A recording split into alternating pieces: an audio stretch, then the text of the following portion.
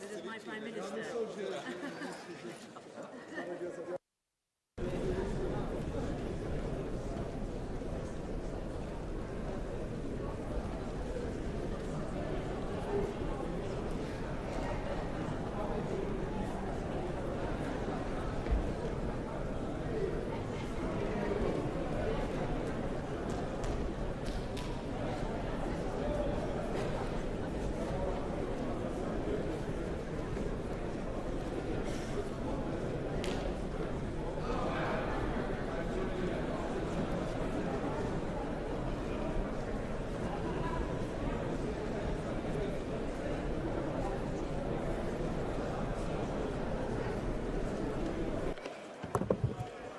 Good morning, dear colleagues. Can I ask you to take your seats?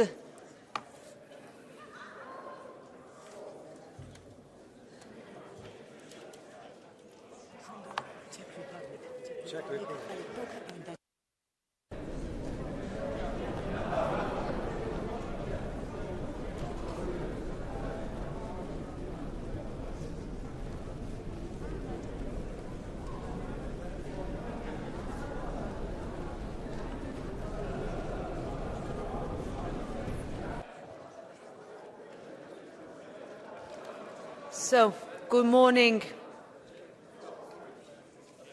Good morning to you all. Can I ask you to take your seats as we begin this momentous occasion? So, distinguished guests, dear members, dear Europeans, it is truly an honour to welcome you to the European Parliament to celebrate the 20th anniversary of the 2004 European Union enlargement, the largest single enlargement in the history of the European Union. To start, I would like to invite you to watch a short video clip where 10 young Europeans who were born in May 2004 in the 10 acceding countries to speak about what it means for them to be European.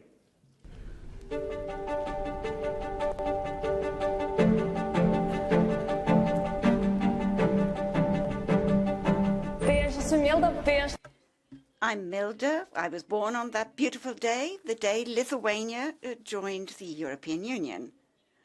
I'm Melania Duncan. I am a student at the University of Malta, and on the 1st of May I will turn 20 years old. Κυριάκος, την 1η του Μάη του 2004, εκτός από τη γέννηση μου, εντάχθηκε και η Κύπρος στην Ευρωπαϊκή Ένωση.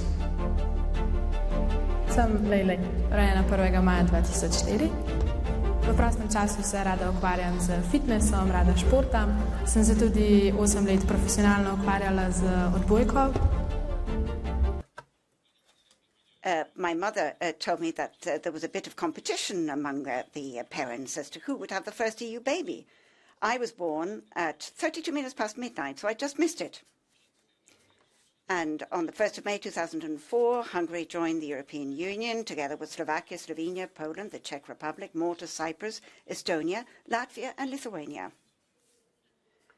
This important date marks the end of the long division of Europe that came about after the Second World War.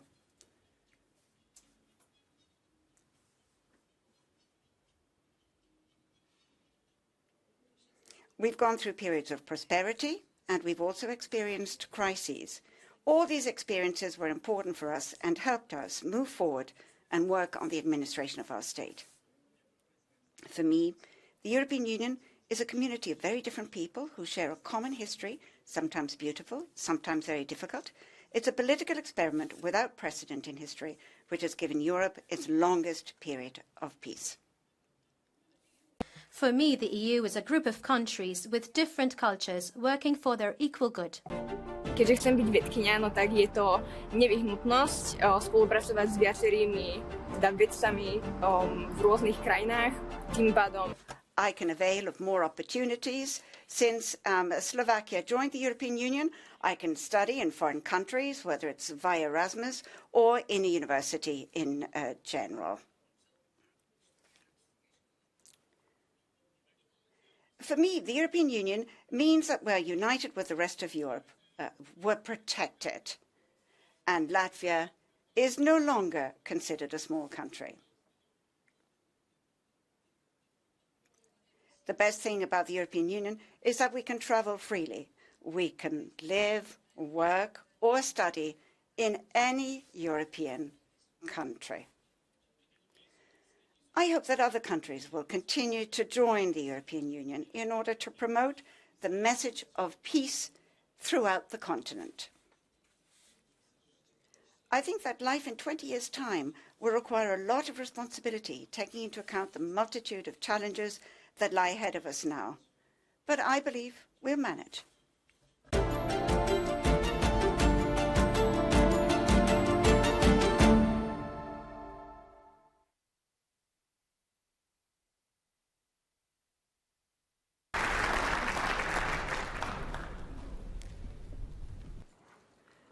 Presidenti, Prim Ministri, Ministri, Kummissari. Presidents, distinguished members, and colleagues, dear Europeans, like hundreds of people in this hemicycle and millions of Europeans across the continent, I will never forget where I was on the night between the 30th of April and the 1st of May 2004. 20 years ago, I was standing in Valletta together with thousands of people. We were all focused on the Grand Harbour, just as we saw in the video. We were counting down the minutes and seconds until Malta, together with Cyprus, the Czech Republic, Estonia, Hungary, Latvia, Lithuania, Poland, Slovakia, and Slovenia joined the European Union. I will remember the huge crowd, and it will remain in my memory forever. A whole country looking forward to possibility, to hope, and we could see our own potential, the potential of our people, and we could look forward in optimism.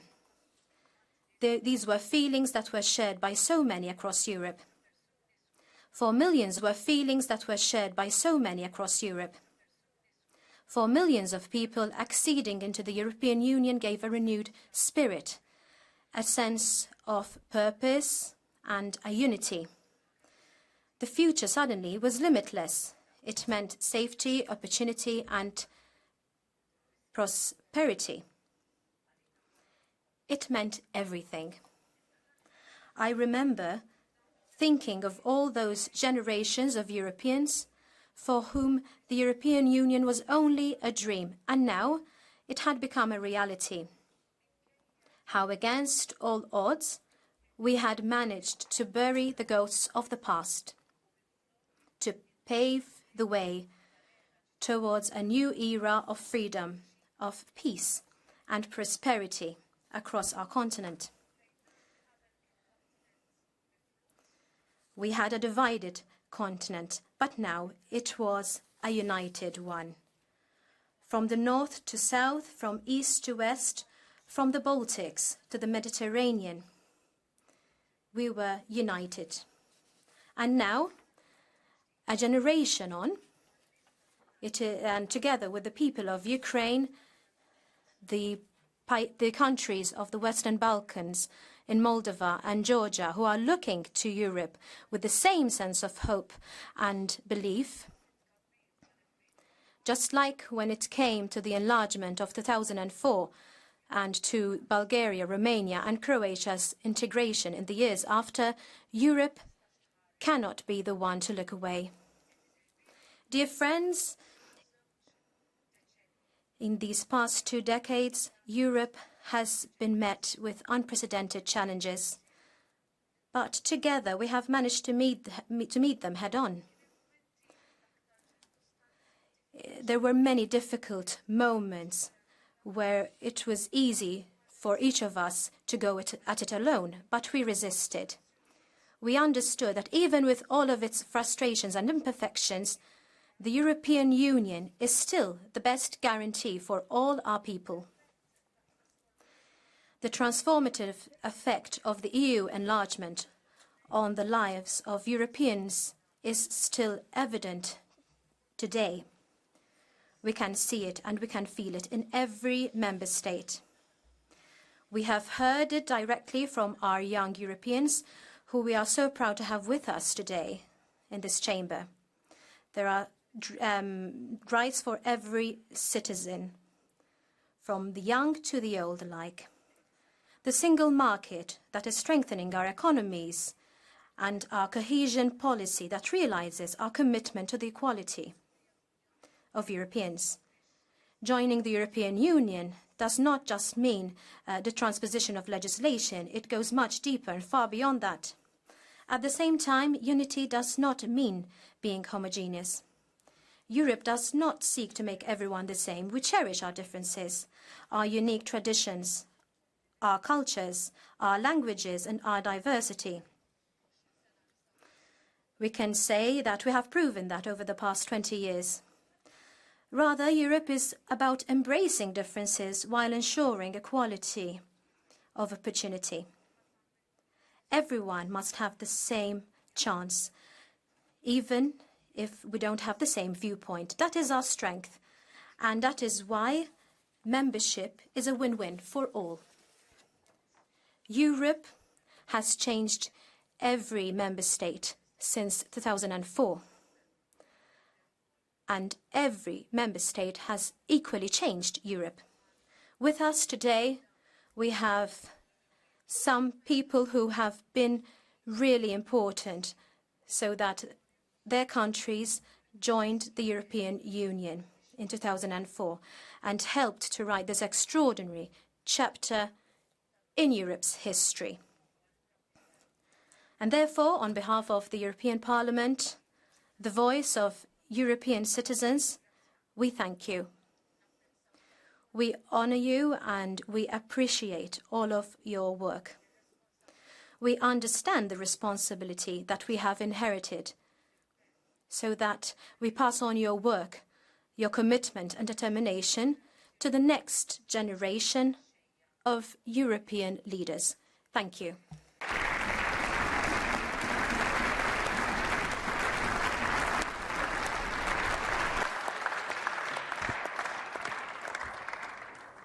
Now, as I mentioned earlier, we have with us here all the young people who appeared in the video who were either born on the 1st of May 2004 or just a few minutes before or after. These young people will ask each one of them a question to our guests. We start with the questions first from Elias Orlovs to Ms. Vaira Vike-Freiberga, former President of Latvia, Balázs Hangai to Mr. Peter Megjesi, former Prime Minister of Hungary, Elenia Duncan to Dr. Lawrence Gonzi, former Prime Minister of Malta. So, Elias, you have the floor.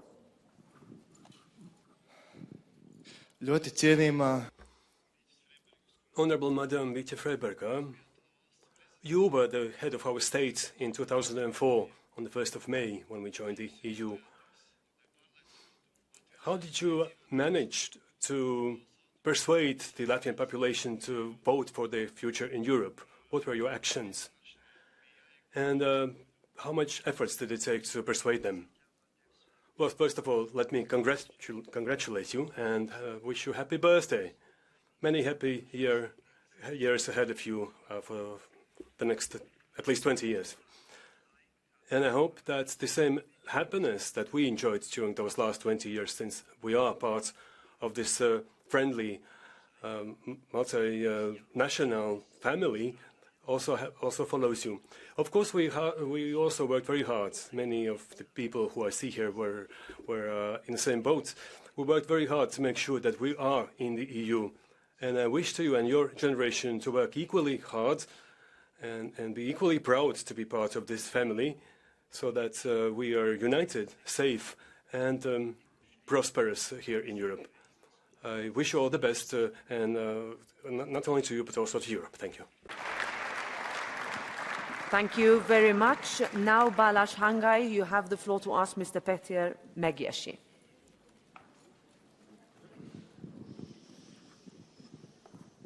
2004. május 1-én ön volt Magyarország miniszterelnöke. Mi volt? On the 1st of May 2004, you were the Prime Minister of Hungary.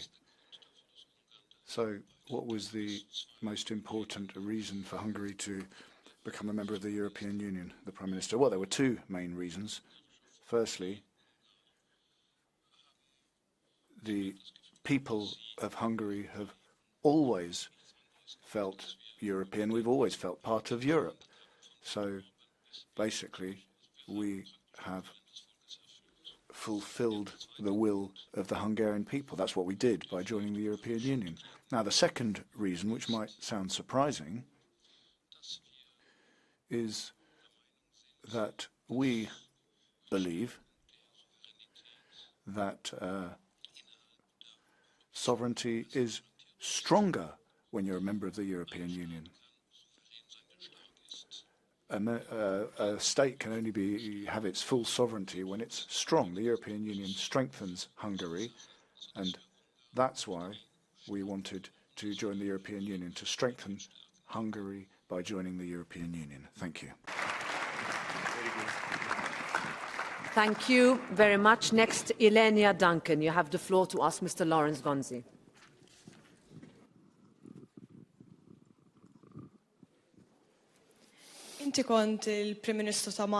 You were the Prime Minister on the 1st of May 2004.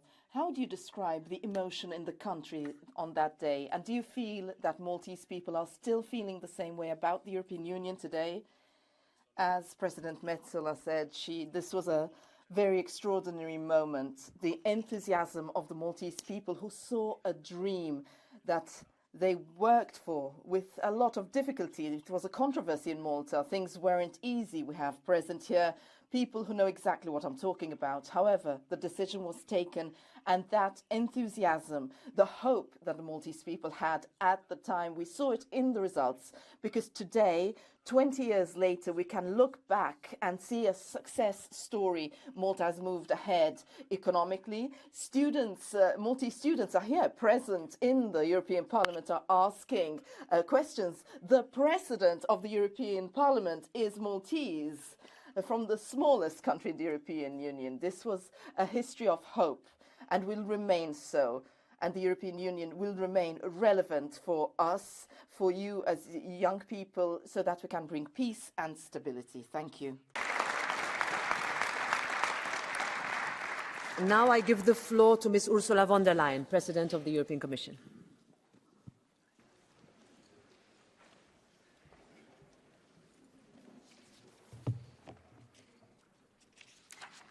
Thank you, Madam President, dear Roberta. Excellencies, honourable members, ladies and gentlemen. When the clock struck midnight on the 1st of May 2004, a whole continent burst into celebration. The flames of bonfires lit up the night in the Baltic states. 1,000 fireworks coloured the sea around Malta and Cyprus and the lakes of Slovenia. And the ode to joy resonated in the cities of Central and Eastern Europe, previously on the other side of the Iron Curtain. It was not just the birth of a larger union. It was the birth of a new era. It was a night of promise, because Europe is promise. The promise that all Europeans can be masters of their own destiny. The promise of freedom and stability, peace and prosperity. And the 20 years that followed, this promise has been fulfilled. Our fellow Europeans in the then new member states have seen their countries transformed. Your economies boomed. Your agricultural production has tripled. Your unemployment rates have been cut by half. The power of Europe, together with your ingenuity, has brought a true economic miracle to all your countries. In so many different ways, Europe has made you stronger, but you have made Europe so much stronger too. People and companies across Europe have enjoyed new opportunities to study and work, export and invest in a wider union. You have empowered our response to the geopolitical challenges we face. From our Eastern members' resolute support to Ukraine, to Cyprus' leadership in opening a maritime corridor for aid to Gaza.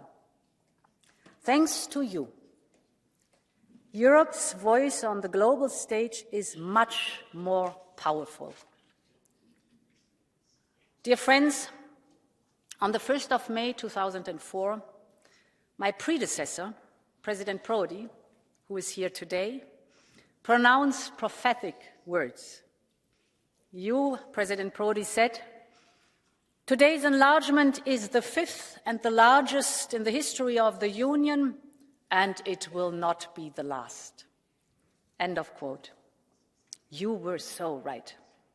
Since then, 3 more countries have joined our Union, and today the desire to unite Europe and complete our Union is more important than ever before.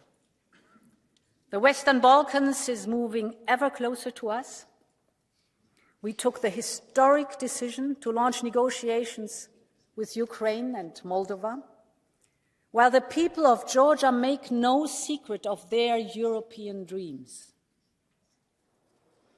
Honourable members, it is right that we look forward to future enlargement as we mark the success of the last 20 years.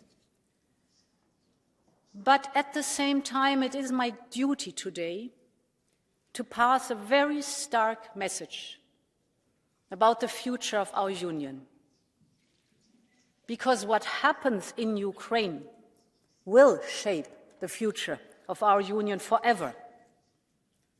We cannot overlook and we cannot overstate that Russia poses an existential threat, not only to Ukraine, but also to Europe.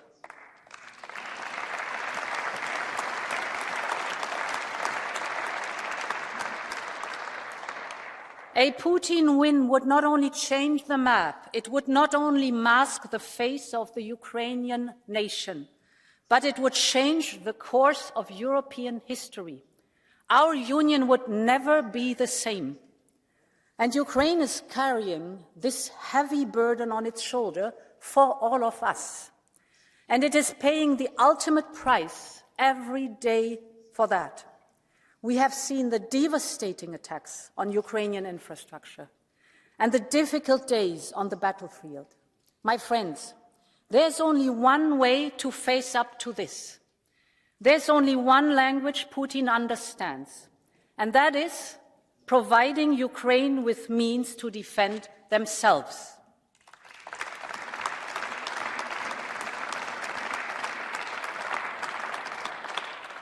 Putin believed that we would not stand up for democracy and independence in Ukraine. He was wrong. Putin believed that US military support would not pass the US Congress. He was wrong again. The military assistance from the United States and our assistance from the European Union is an encouragement for all of us to do even more. And we must be very clear about this. For Europe to win the future, just as it did 20 years ago, Ukraine must win.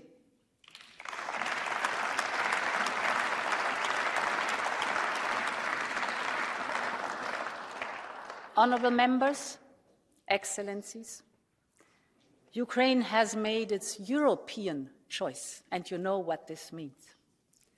And we have made our Ukrainian choice, just like we made our choice all those years ago, when we welcomed so many countries back home to our Union. The decisions we took together in the 90s and 2000s led to that very special day of welcomes in Phoenix Park in Ireland.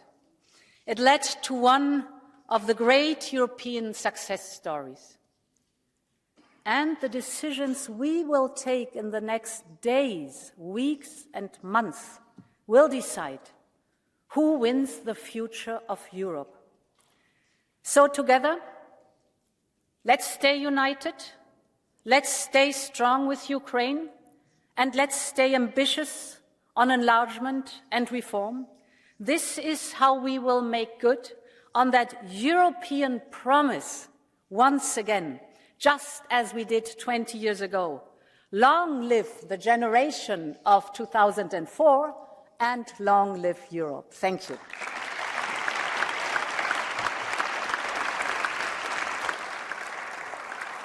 Thank you very much. Now we continue with the next question, starting with Maciek Nusiak, who will ask former Prime Minister of Poland and current member of the European Parliament, Leszek Miller.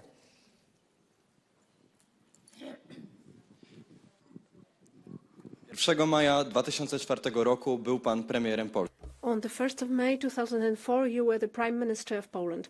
What did membership in the European Union mean to Poles? First of all, I'm so happy to meet you here. And I do hope that someday in the future you will be sitting in one of those chairs in the very same hall as one of the MEPs. That day was a very important one, but I believe that it is the referendum that we organized a month before the 1st of May that was really the most telling. 13.5 million Poles said yes to the European Union, which accounted for 77% of all votes cast. This is when we very clearly said yes to Europe, and then Europe said yes to Poland. We were anticipating an accelerated rate of development in our country, and we were not wrong. Today, GDP per capita is 40% greater than it was in 2004. We expected to be strictly adhering to all the values of the European Union and also take care of our security. Undoubtedly, our security has been greatly strengthened by us being a part of the European Union. So today we may clearly say Poland is our motherland and Europe is our common home, which is a safe and secure one.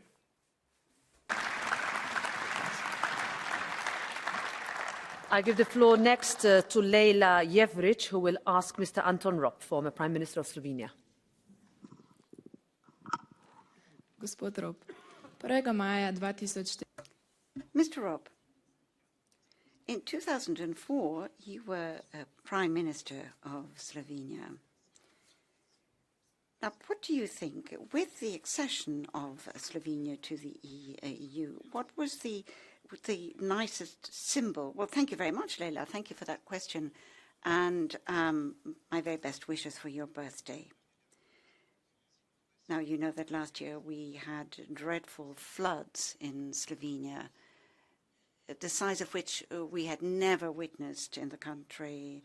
There were roads which were destroyed and other structures which were devastated. We had never known such a disaster. But the European Commission reacted very quickly in a very resolute fashion.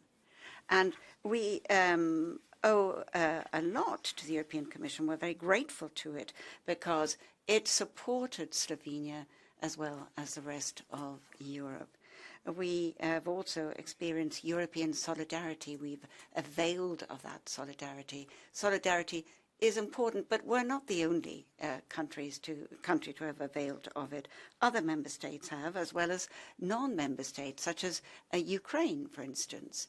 So I am really convinced that solidarity is the most important symbol. It really is indicative of the values which we share. Solidarity as the basis of the success and the future of the European Union. Klobuchnikova to Mr. Mikuláš Dzurinda, former Prime Minister of Slovakia. 1.5.2004 ste boli predsedom vlády Slovenskej republiky. On the 1st of May 2004, you were the Prime Minister of Slovakia. How have things changed? And are those changes along the lines of what your aspirations were? Well, thank you very much, Veronica. Indeed, the standard of living has improved tremendously under the European Union. We now have Euro, and of course, young people can use the various wonderful programs of the European Union, for example, Erasmus, for example. Our cities and our communities have been given a new faith. They're wonderful. They've been restored, the villages and the cities as well. So, indeed, major crises, global crises like the pandemic, well, we have been very, very lucky to have the European Union at our side to help us overcome the various problems and impediment. So, we have been liberated by our membership in the European Union, and that indeed was my hope and my aspiration when we became members. It is very important, the fact that we are members of this large European family. And now Lisbeth Taggu to Ms. Kristina Ojuland, former Minister of Foreign Affairs of Estonia.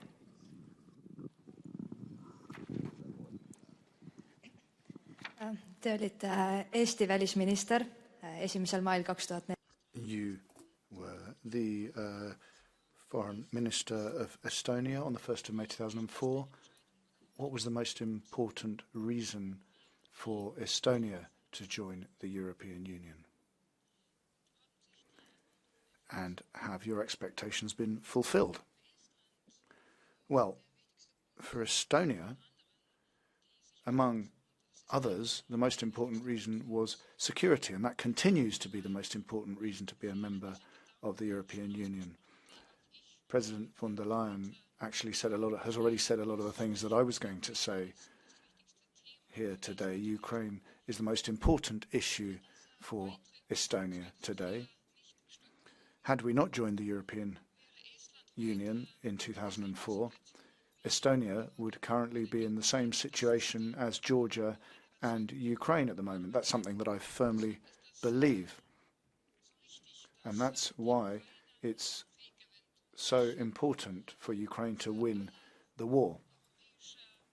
And I would call on all European states to make a contribution to that, because if we don't, we won't be here together in 10 or 20 years' time, at least not all representatives of all states who are here. Cox, former President of the European Parliament.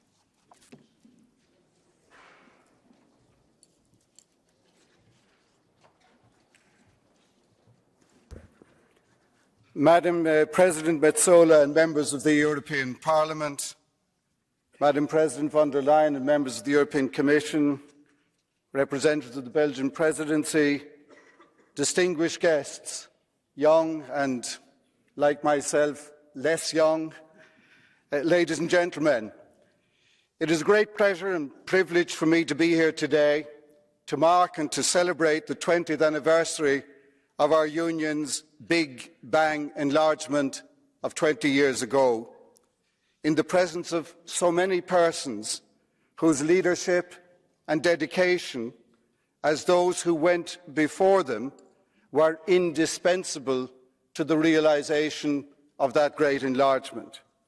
Thank you, President Metsola, for proposing this initiative today.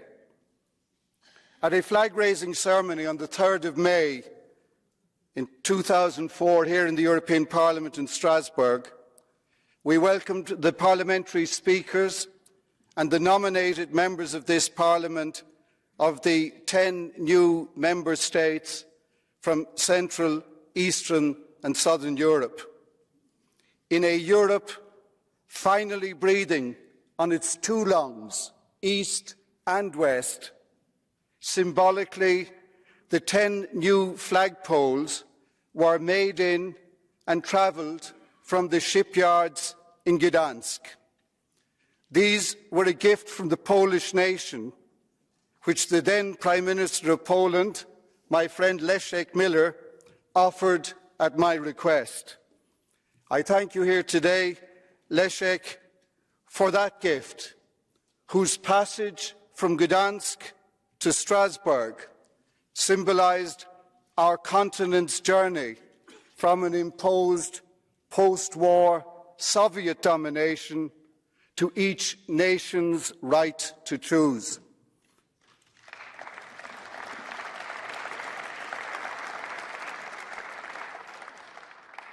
Permit me to share my regret that the United Kingdom chose to leave our union, but it revealed one powerful truth about who and what we are, namely a voluntary union of free and sovereign peoples, free to join, free to leave.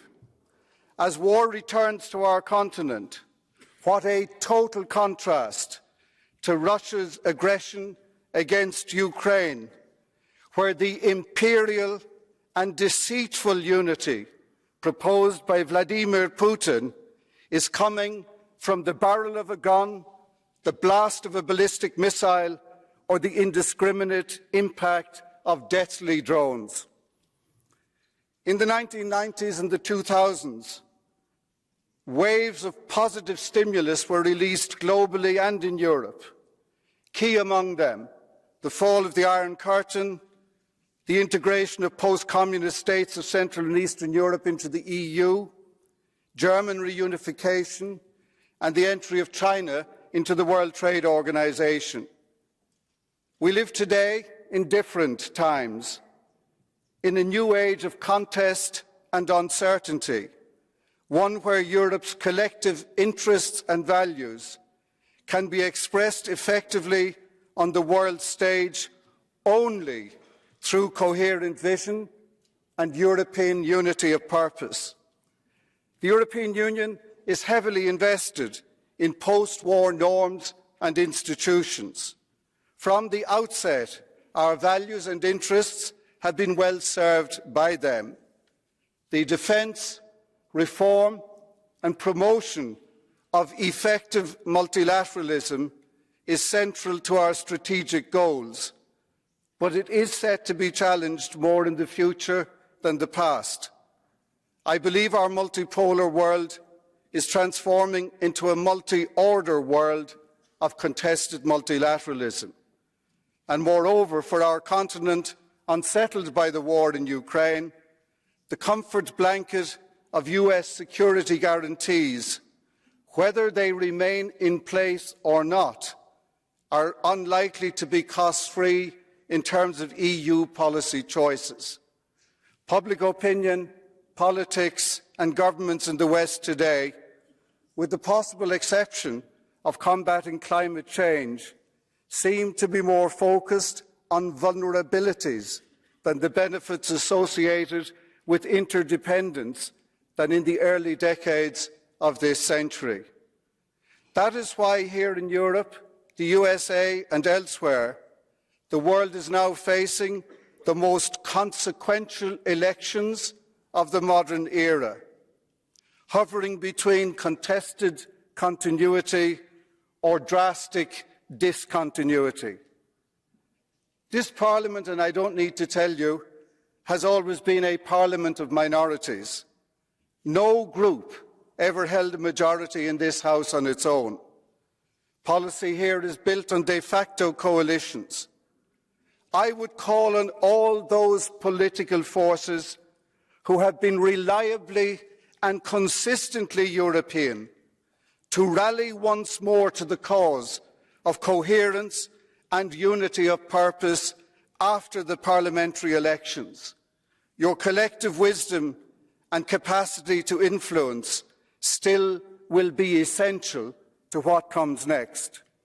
Madam President, as we acknowledge a successful past enlargement here today, let us remember, as you have done in your speech, all those states now awaiting their hour of European self-expression. The next mandate of both the European Parliament and of the European Commission needs to assist their transitions towards membership and simultaneously to prepare our Union's institutional and financial capacity to absorb them. I've just returned from the latest European Parliament democracy support mission to Ukraine last weekend, thanks to you, Madam President. At this time of profound and unrelenting stress, Ukraine needs the reassurance of our solidarity and of our openness in due course to embrace its entry into the Union.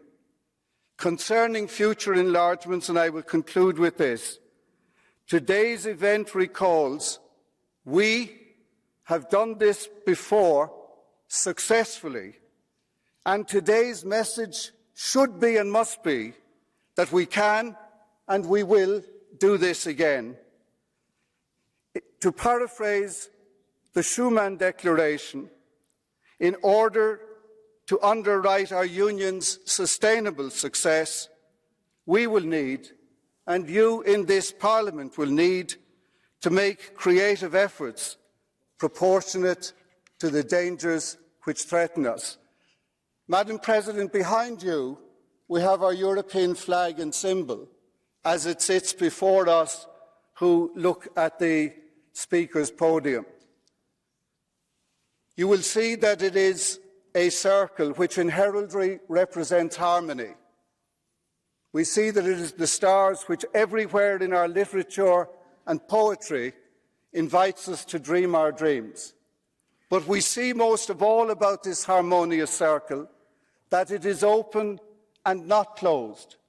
And the message must be, it is open to all those European states who share our fundamental values and who wish to be, as the 10 states we celebrate today, part of our family and to be welcomed home. Thank you. Thank you very much. Now we continue with the next question, starting with Kyriakos Yallourides. You have the floor to ask Mr. Georgios Iakovou. Cyprus. On the 1st of May 2004, you were the Minister of Foreign Affairs of Cyprus. Could you please describe the aspirations that you had in the enlargement process, and indeed if those hopes that you had were met? Well, Kyriako, I'm very glad to see you. You have the same name as my great-grandfather, as my father, as my son as well. All of them are here with me today, except, of course, for my grandfather. So I'm very glad to be here with you.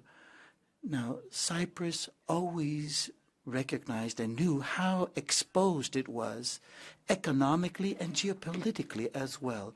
Above all, Cypriots hoped for security and stability. Today, we feel that we have both.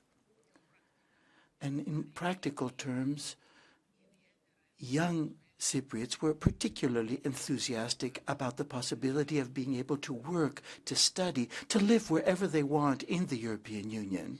And today, of course, we are proud of the fact that many European citizens are coming in our direction as well. In other words, Europeans are moving in both directions. Finally, I cannot but mention that Cypriots have hoped that enlargement would take place at the same time as the reunification of Cyprus. This didn't take place, and Cyprus entered as a divided nation. But the European Union is characterized, of course, by the dissolving of borders and former enemies becoming the best of friends. So, Kyriako, I am an elderly gentleman now, and indeed from the bottom of my heart, I hope that your generation will succeed one day in achieving that which my generation failed to succeed. Thank you ever so much. Thank you. Next is Milda Bartashite. You have the floor to ask Mr. Antanas Valionis, former Minister of Foreign Affairs of Lithuania. 2004 metų gegužės 1 dieną jūs buvote Lietuvos užsienio reikalų ministras. Tai noriu paklausti. In 2004, you were Minister for Foreign Affairs. I would like to know how you remember that day. It was, of course, a day of joy.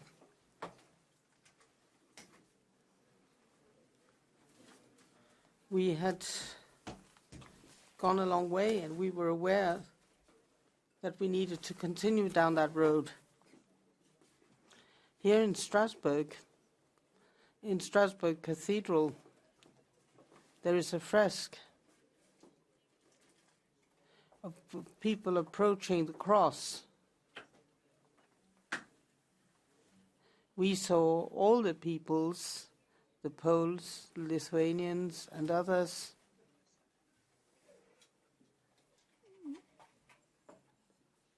moving towards the west. We were given a horse to ride by the EU. We were able to solve our problems.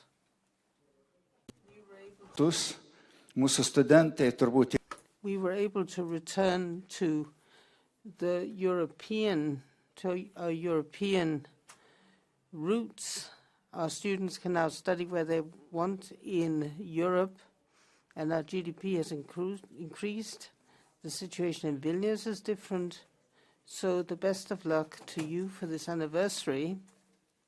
And I'd like to remind you that Lithuania lead our people not towards the cross as in the 14th century, but towards democracy. Without this accession, we would not be now where we are. All we have to do is look to our neighbor, Ukraine. Today I heard that we're 100% stronger when we stand together. I wish you a good forward journey along this road. You have the floor to ask Mr. Pavel Telichka, former chief negotiator of the Czech Republic.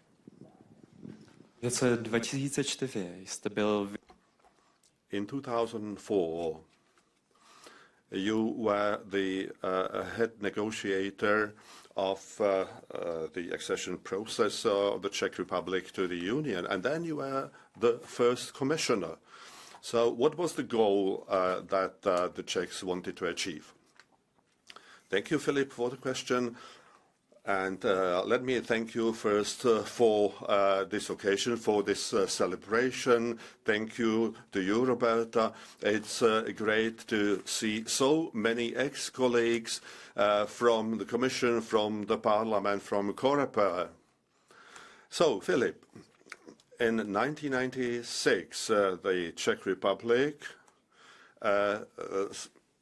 applied to become a member of the European communities, not the Union community at this time. And we also attached an explanatory memorandum to the application.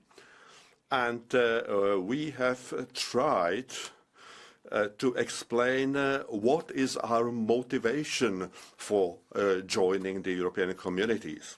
And that's the answer to your question. Of course, what we wanted is we wanted, of course, to be part of the integration process, the economic one, We wanted to be an integral part of the common market. We wanted to profit from the free movement of people, of markets, capital. But we also wanted more than that.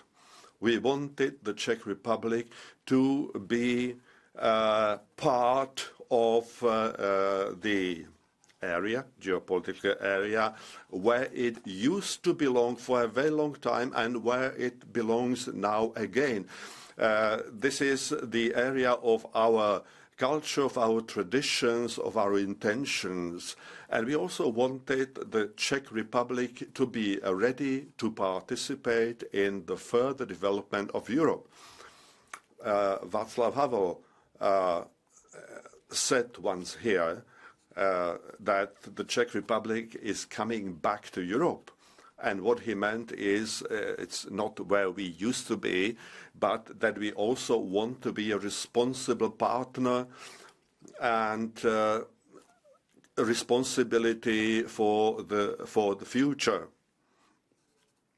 And I believe that it's good if your generation, the 2004 generation, will follow up along that path, which means taking over the responsibility, and I hope you'll succeed, maybe even in this House. Thank you very much. I now give the floor to Mr. Romano Prodi, former President of the European Commission.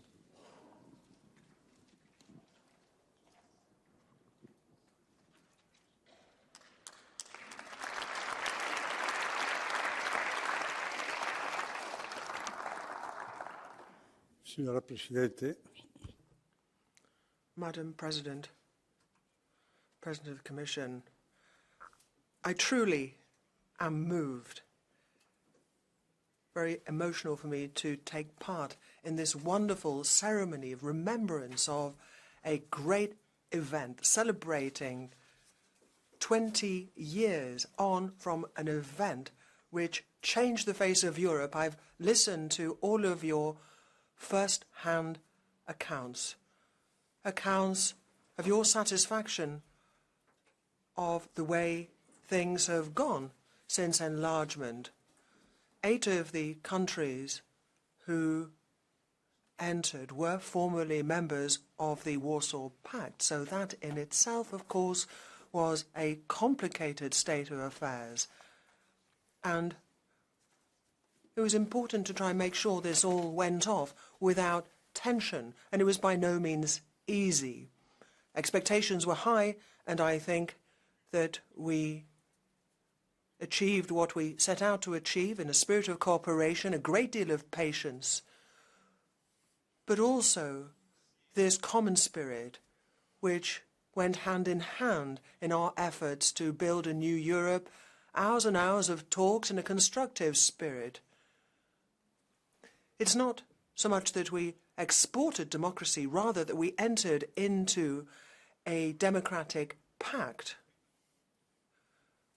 We threw open the doors to new members as equals, on a par with one another. We paved the way to a new world. And if we tried to impose anything, that would have led to disaster. And I remember with great emotion a time at which a parliamentarian from a country which was joining the European Union as a member of a minority who said, we want to enter Europe because Europe is a union of minorities. And it's wonderful to see that the President of the Commission is from the biggest European country and the President of the Parliament is from the smallest European country. And I think that that is wonderfully symbolic. I mean, it's not some kind of abstract fact. That is the reality of Europe. That's how it works. Having said all of that, of course, there have been difficulties, a great deal of skepticism, all kinds of problems. We've had a great deal of discussion on individual issues. That's part and parcel of political life. And, of course, we have had to make all kinds of changes, all kinds of political as well as economic adjustments. But these are things that over time we have managed to absorb. And this whole process of convergence, something to which we all aspired, is something ultimately that we have achieved. And I think that that is the biggest achievement that we should be celebrating today on this, the commemoration of the 20th anniversary of accession. And I think the past shows us that the very diligent and painstaking work by the Commission has borne fruit. We have prosperity and peace. I mean, granted, we still have problems. We have certain countries and political movements that have yet to fully accept the rules of the game. But patience, understanding, and this spirit of adjustment, I believe, has shown the very best of our Europe. The democratic process, therefore,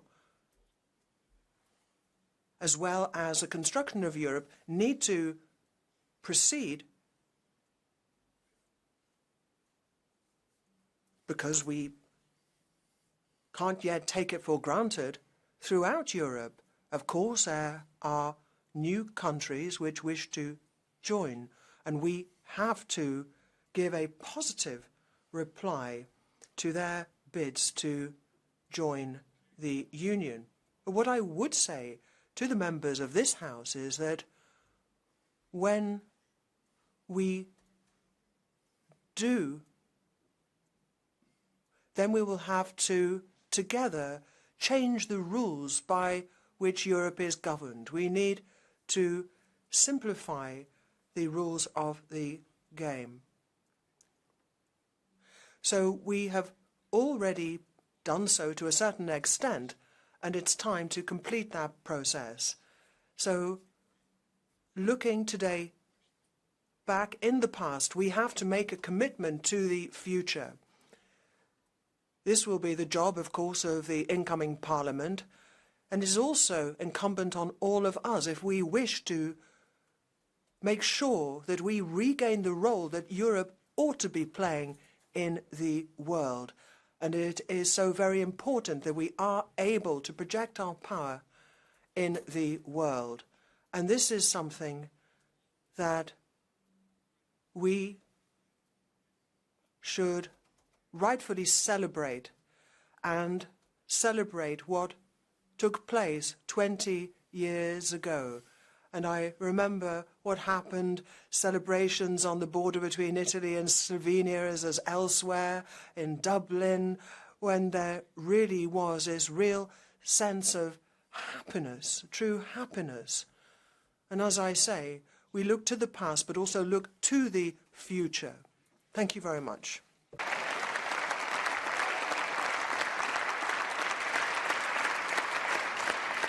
Grazie. Grazie. Now I give the floor to the political group leaders for 2 minutes each, starting with the EPP Group, and I give the floor to former President of the European Parliament and current member Jerzy Buzek.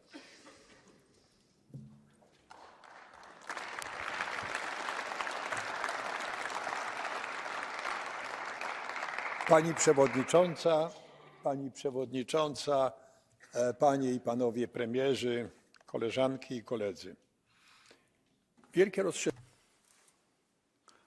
Thank you, dear colleagues. The enlargement of 20 years ago really was a reunification of Europe. Those countries in our part of Europe who against their will had been cut off from Europe were reintegrated into as full-fledged members of Europe. When I was a young person, it would have seemed like a dream, and yet it actually happened.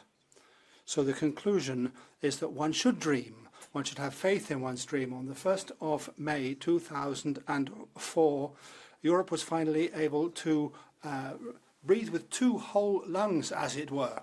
And over these 20 years, we've been able to get to know one another better, to work together, to pursue our goals together. We've worked together for better and for worse, in sickness and in health. Sometimes we are opposed to one another. We argue, but there are no new curtains dividing us, and it's important to retain this consistency, this cohesion, this solidarity.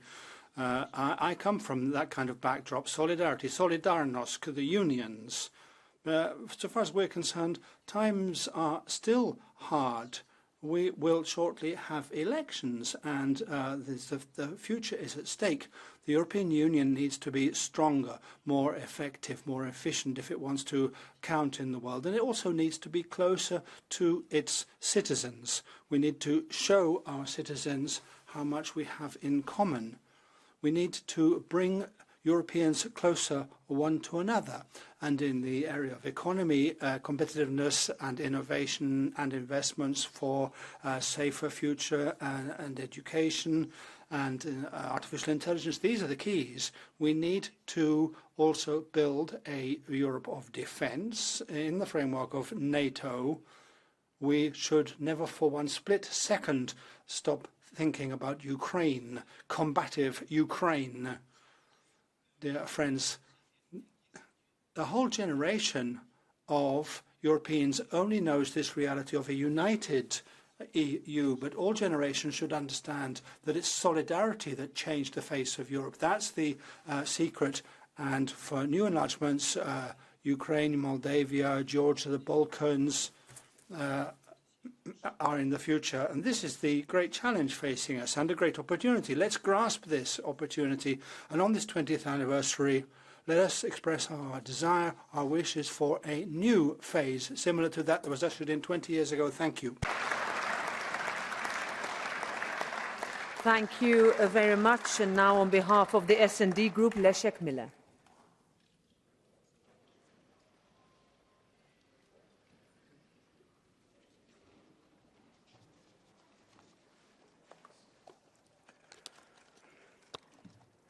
Pani Przewodnicząca, koleżanki i koledzy. 20 lat temu w Fenie. Thank you, ladies and gentlemen. 20 years ago in Dublin, I saw the red and white of my country's flag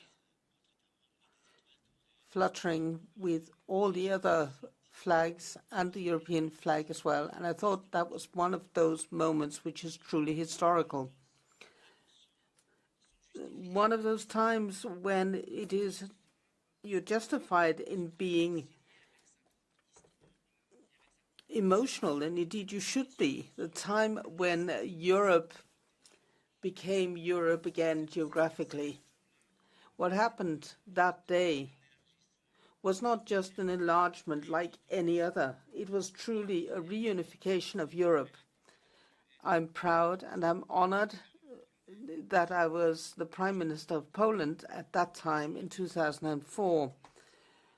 It was a rocky road for us towards enlargement.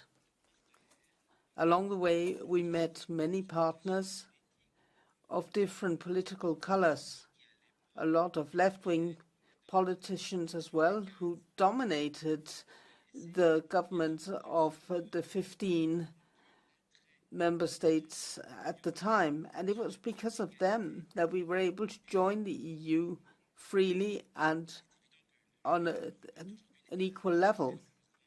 Obviously, the EU we have now is not the same as we had 20 years ago, but nor is Poland the same country.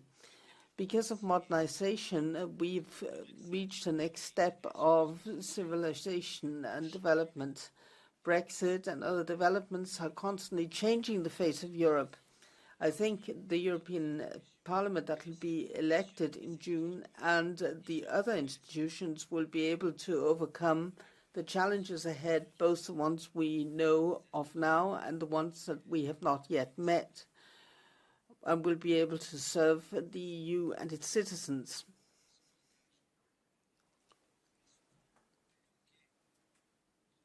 Often there's been a cleavage which has stopped developments.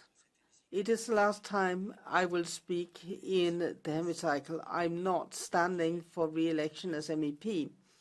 And I'd like to thank everybody, all the people I've worked with here, I would particularly like to thank my political group, the Socialists and Democrats, and our President, Irache. Thank you very much. Thank you very much. And now, on behalf of the Renew Europe Group, Vice President Chanansova. Madam President, dear Presidents, dear Prime Ministers, dear Ministers, dear colleagues. Well, 24 years ago, Václav Havel addressed this Parliament and spoke about European identity and enlargement. He spoke of turning Europe's turbulent history into one of a profoundly fair and peaceful order based on the principle of equality and cooperation by all sides, where understanding and general consensus guide Europe.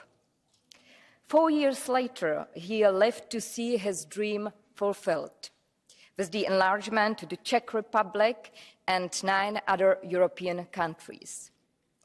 My country joining the European Union was one of the proudest moments in my life. The barrier between the East and West gone. Yet the discussion continued after enlargement. New versus old member states, EU 10 versus EU 15, East versus West. 20 years on, I'm truly glad that there is no longer a us or them, but only a we. We still have national interests, but we are all equal members of the same club. We are one European Union. 20 years on, we must not give in to those that wish to take us back. We must not give in to those who speak of Brussels or Strasbourg as something to fight against. You don't like it? To nationalism? We must refuse to go back to the divided Europe of our parents. Havel's dream didn't end with enlargement 20 years ago. He dreamed of the continent as a whole being united. Now is the time to continue his dream, and I look forward to welcoming more members to our club, where dialogue replaces hate and wars. I'm proud Czech, and I'm proud European. 20 years on, I'm proud to be both at the same time, and for this I will always be grateful. Thank you. Thank you very much. Now, on behalf of the Greens Group, Marcel Colaya. Thank you, Madam President, dear President of the Commission, Commissioners, honorable guests, colleagues. Today, we celebrate a historic milestone, a day in which millions of us, me included, were reunited with European society after decades of forced isolation. It is a day we longed for since regaining our freedom in the late 80s and early 90s. I remember feeling immense pride at our countries that after decades in shadows of oppressive communist regimes, in just 15 short years, we were welcomed in the European Union. Reflecting on the past 2 decades, I am struck by the remarkable progress we have made. I see the spread of our shared democratic values across the continent, a beacon of hope in a nowadays world with ruthless aggressor just at our borders. Personally, I have witnessed not only improvements in our living standards, but also in the quality of our environment, in our cities and villages back home. Yet we must not rest on one's laurels, an idiom which we say a lot in Czechia. We face attempts for disintegrating the Union from the inside, attacks on its core values and principles, erosions of the rule of law, and attempts to curtail democracy in several European countries. We must continue to strive for an ever closer union, one that is inclusive, sustainable, and prosperous. Union capable of swift actions. Union which is immune to blackmail, not only from the outside, but mainly not from the inside. A union that stands as a major global player. And for that, we need a strong, united political will. A will I sense daily in this parliament, and we hope to feel equally from our prime ministers and political leaders. Only together we stand stronger. Long live Europe. Thank you.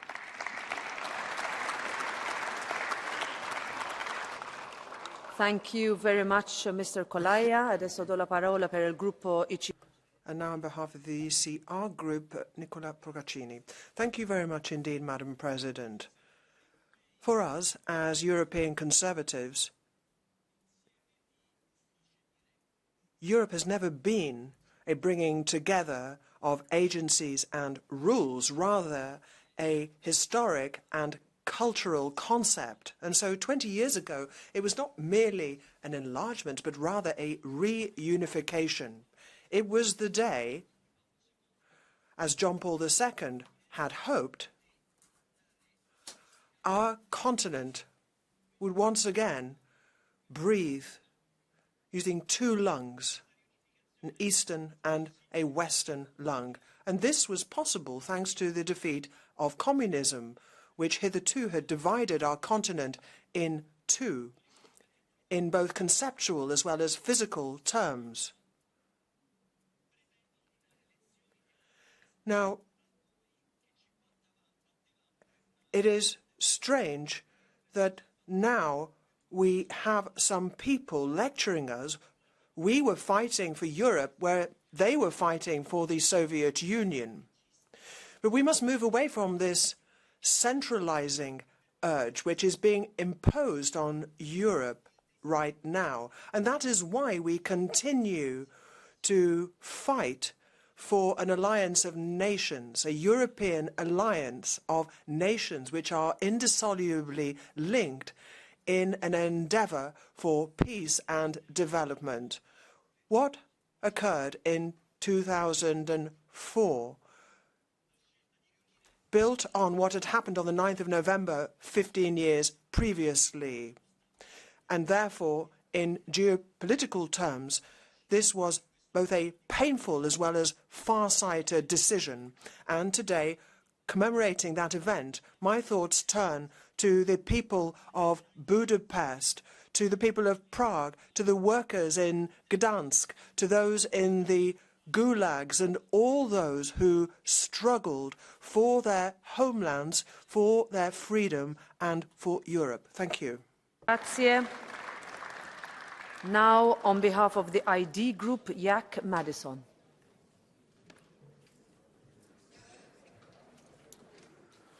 Suur aitäh, austatud president, komisjoni. Thank you very much, Honourable President, former Minister Kristiina Ojuland, President of the Commission. It's pleasant to see you here in this room. No one doubts in this room that the enlargement was a huge step. It was a step for the new member states. It was a huge step for Estonia. Because for Estonia, security has been and will be the most important question. How to be protected, how to be safe, how to maintain our independence. And of course, we see this in Ukraine today.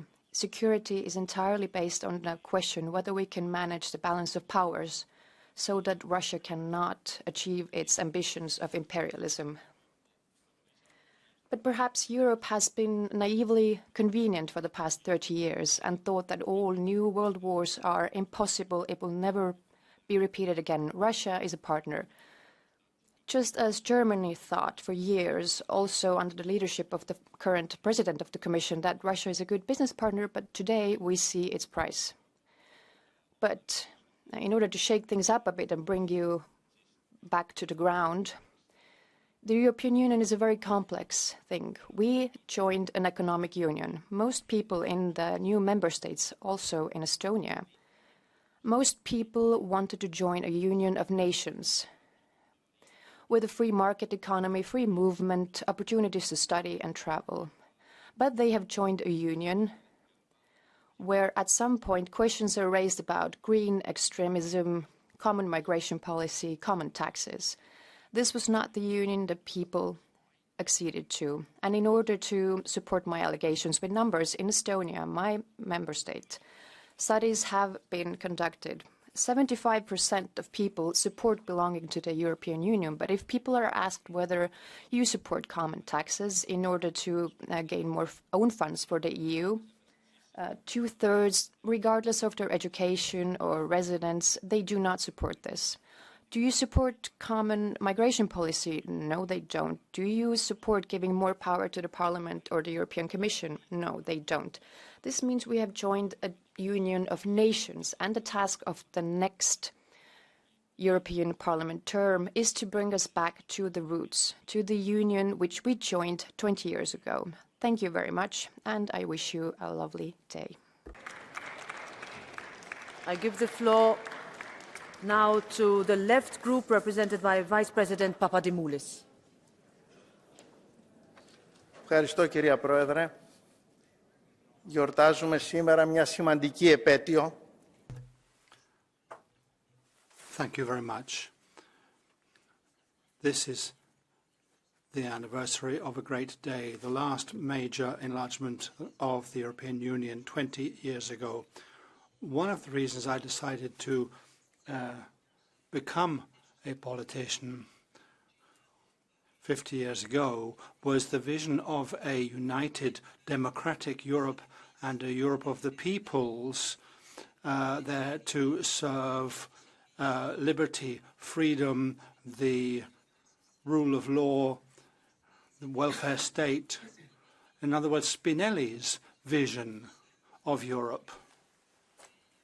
And everything that the European Union has achieved over this period has been very special, but I would in particular underscore the achievements of Jacques Delors. We need to draw lessons of the past, and we know now that the challenges which we currently face, or in the light of with an eye on the challenges that we face, we need to remember that we've learned that it's only through deepening union that we can rise to them. If we want faster and stronger unification, we need to have a more powerful European budget, and we also need a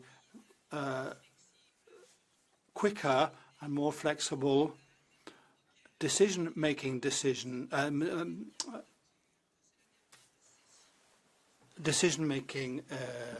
structure, that is, and method, particularly to prevent any snarl-ups, any paralysis in Council. After all of these years as a member of the European Parliament and 10 years as a Vice President, I've decided to pass the baton on to the younger generation. And I want to thank all colleagues and all members of all of the groups and parties in this Parliament. Thank you very much. I am a left-wing visionary, and I wish to emphasize the fact that our vision of united Europe will be undermined if we do not struggle together in order to protect democracy when faced by these ghosts of the past, these spectres of the past which could threaten Europe and its democracy. Thank you. Thank you very much. This brings us to a close to the end of this celebration. However, before you all go, I invite you to stand for the European anthem, Ode to Joy, performed a cappella by the Voix de Stra Choir.